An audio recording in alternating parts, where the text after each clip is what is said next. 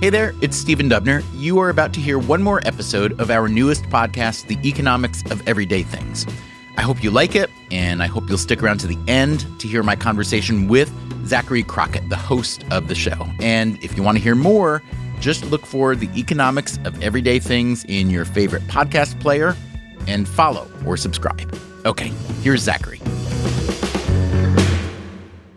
Back in 2009, Sean Seipler asked himself a question that has occurred to pretty much everyone who's ever stayed at a hotel. At the time, Seipler was a bit of a road dog. As a tech executive in sales, he spent around half his week traveling across the U.S.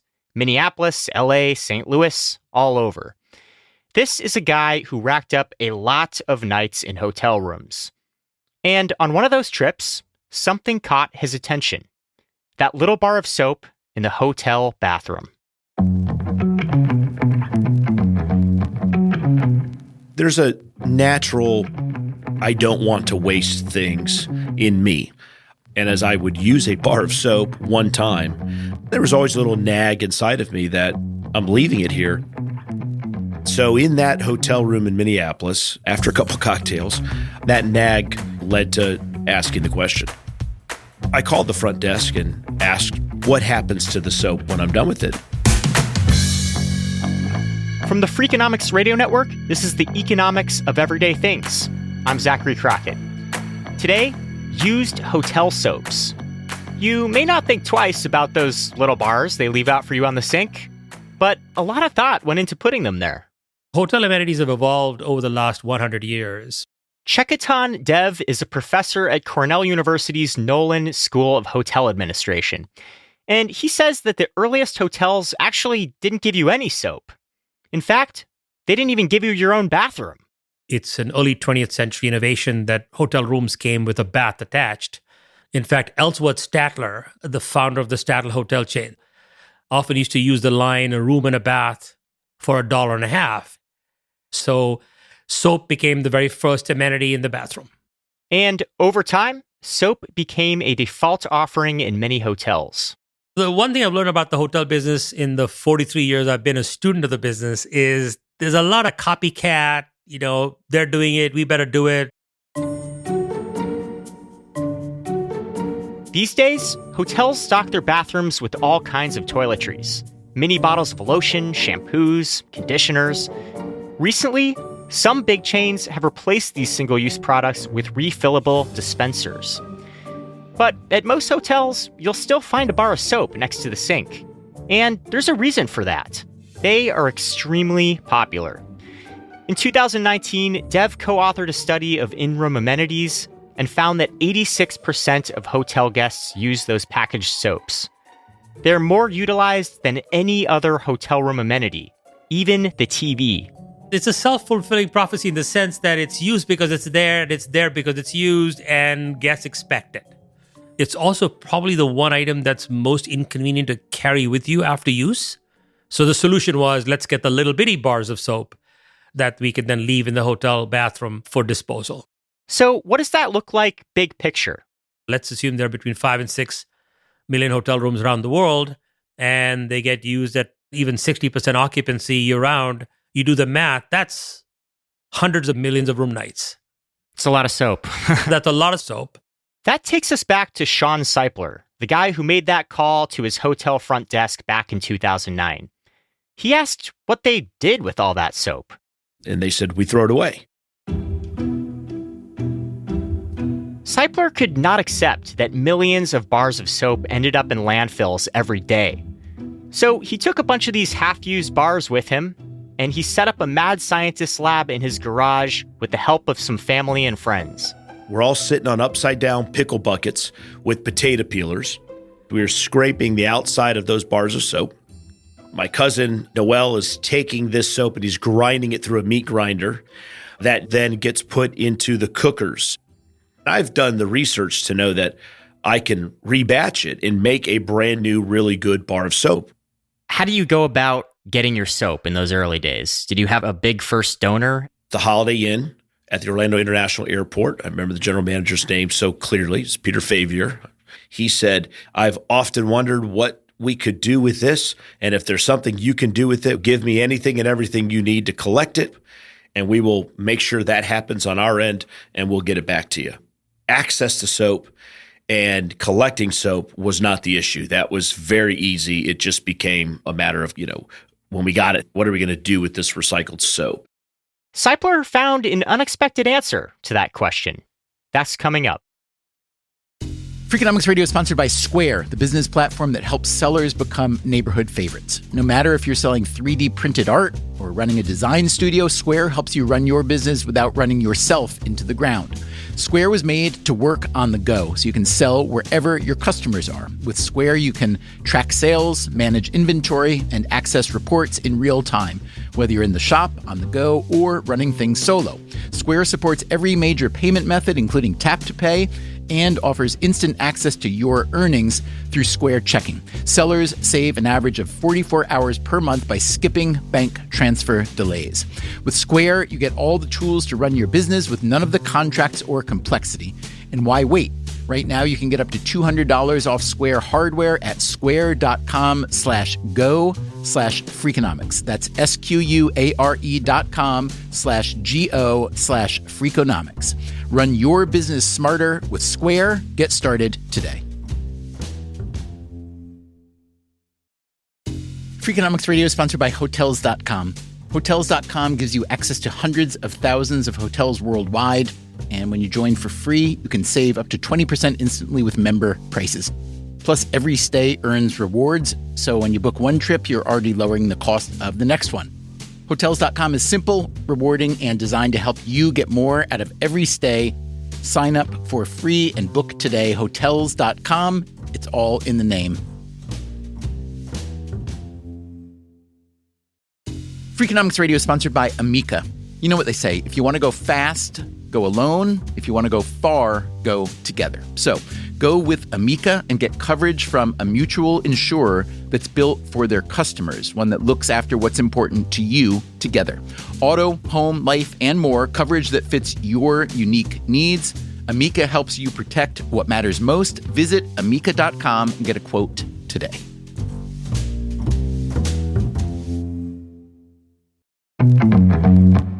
As Sean Seipler was researching how to get the most out of his pile of used hotel soaps, he found himself going down a rabbit hole of scientific papers.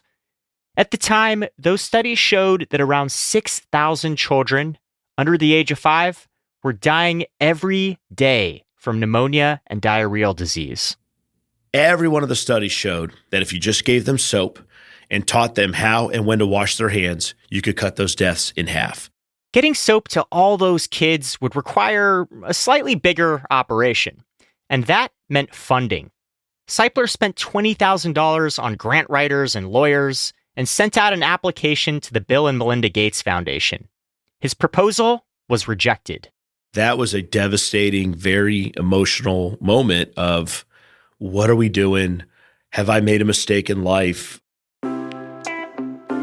Seipler decided to forge ahead anyway. He founded Clean the World, a nonprofit that provides soap and hygiene products to communities in need around the globe. Today, it's quite an enterprise. Typically, a room attendant will clean anywhere from 11 to 13 rooms a day. That bag of soap is filling up. When they get to the end of their shift, there will be a Clean the World green bin for soap. Our system will route that box into one of our centers. So how does an old bar of soap become a new bar of soap?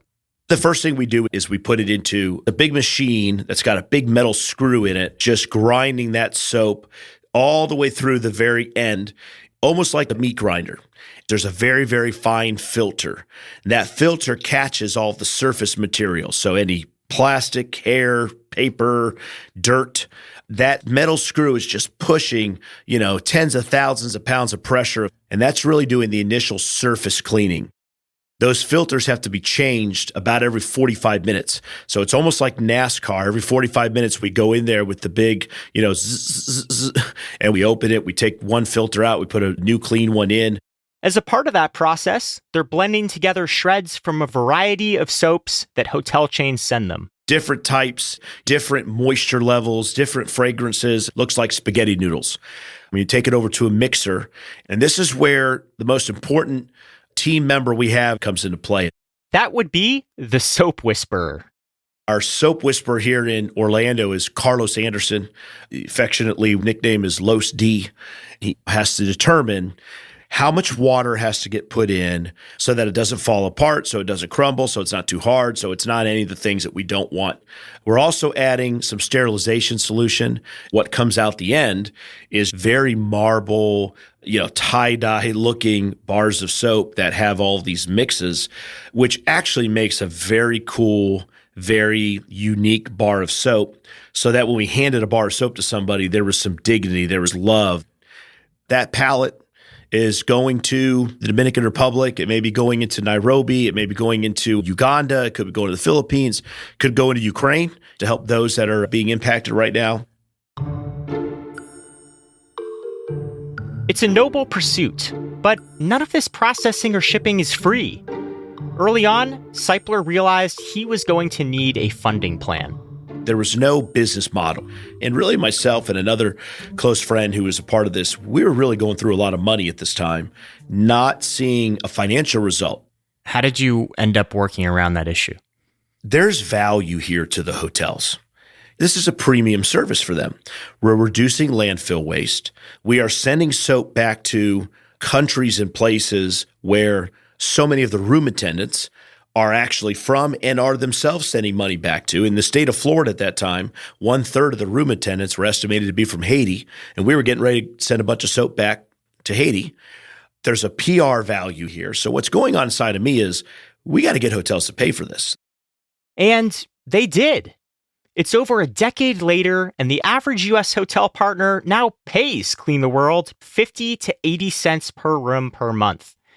About a quarter of that is what the hotels were previously paying to waste management companies just to get rid of the soap. And that's without the global benefits and the good PR. We recycle 1.4 million hotel rooms on a daily basis. In 13 years, we have diverted 22 million pounds of waste, and we have distributed 75 million donated bars of soap to children, families across the globe. It's a warm, fuzzy story for sure. Just remember, though, Clean the World can't save all the soaps. In fact, they'd have to multiply their operation by a factor of about 100 in order to do it. Cornell's Chekaton Dev thinks a lot about this world of waste that we've created. While I applaud Clean the World, I would like to see more efforts made at the root of the problem to give people an incentive to bring your soap with you. Until then, every year, around 750 million barely used hotel soaps, maybe even yours, are headed to a landfill to join their friends. For the economics of everyday things, I'm Zachary Crockett.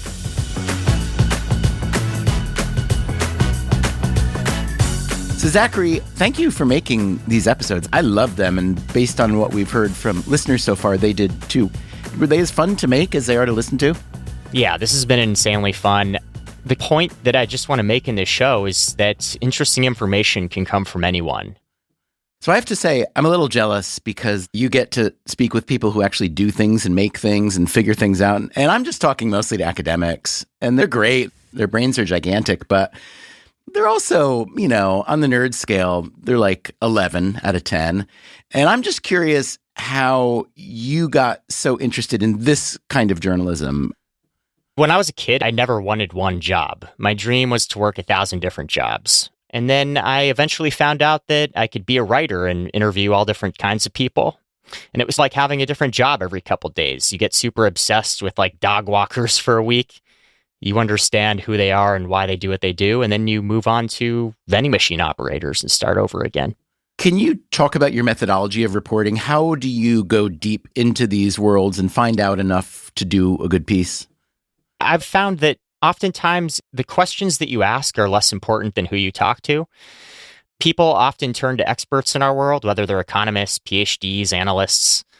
But if I want to know why there's a bus driver shortage, I'm going to go talk to a bunch of bus drivers. And then I'll learn something that I never suspected, like maybe that a part of the reason is Amazon is poaching them all to be delivery drivers. And then in the process, I'll learn that the shortage of bus drivers might be worse in areas where Amazon has opened new warehouses. That's a fascinating connection I may not have learned from someone who's only looking at the problem through a broader economic lens. But whether it's bus driver shortage or Girl Scout cookies or whatever, literally, how do you find the people who can tell you what you need to know? One thing is, I'm a member of 200 private Facebook groups. I'm in communities for rare aquarium fish owners, Hot Wheels collectors, lumber mill workers, rideshare drivers. And I'll just log in and see the strangest updates. I'll see an arowana fish owner talking about how the golden sheen on his fish is fading away. And then in the comments, there's a whole intense debate over whether he got taken for a ride by a black market fish dealer. I'll see posts from McDonald's franchise owners breaking down their business model in excruciating detail down to their monthly loss in ground beef.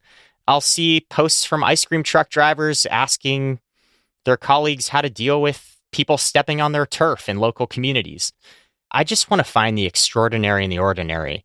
You can read all these headlines about gas prices going up, and you can read about the supply chains of gas and international relations and all the macro elements that go into the prices you pay at the pump.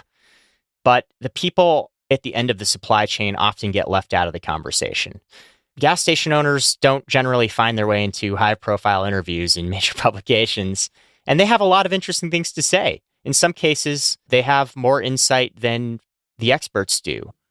Now, when you join these private Facebook groups, you are not, as far as I know, a Girl Scout or a rare fish collector. How does that work? How do you lurk and even interact ultimately without invading privacy? I usually message the moderator and I say that I'm just someone who's curious, and I state my case, and sometimes they let me in, sometimes they don't. And if they don't, do you try to work your way in a different method? Well, the good thing about these groups is that there are hundreds of them. If I want to infiltrate a traffic light engineer group, there's 20 different groups that I can attempt to join. Zachary, I'm so happy that you've decided to come play in our sandbox. So thanks. Thank you, Stephen. So, podcast listeners, that was the last episode of The Economics of Everyday Things for now. We very much hope the show will be back in the near future. To make sure you hear it, subscribe to The Economics of Everyday Things in your podcast app. So far, Zachary has looked at the economics of gas stations, Girl Scout cookies, used hotel soaps, and My Sharona. As you can imagine, the list of future topics stretches pretty much to infinity. What everyday things would you like to hear about? Let us know at radio@freakonomics.com. In the meantime, we have got a lot of exciting stuff coming up right here on Freakonomics Radio. As always, thanks for listening. This episode was produced by Sarah Lilly and mixed by Jeremy Johnston, with help from Greg Rippin and Emma Terrell. Our executive team is Neil Carruth, Gabriel Roth, and Stephen Dubner. You're sitting around with some friends in a garage cooking soap. What did that look like? First time that the police drove by the garage, I remember one of my family members going, "Sean, I think you're going to need to talk to them about this one." The Freakonomics Radio Network, the hidden side of everything. Stitcher.